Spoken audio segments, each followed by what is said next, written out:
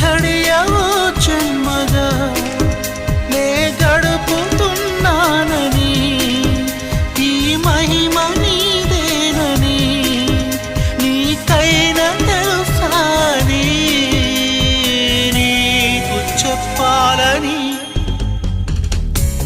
ఒకే ఒక మాట మదిలోన దాగుంది మౌనంగా ఒకే ఒక మాట పెదవో పలేనంత తీయంగా నా పేరు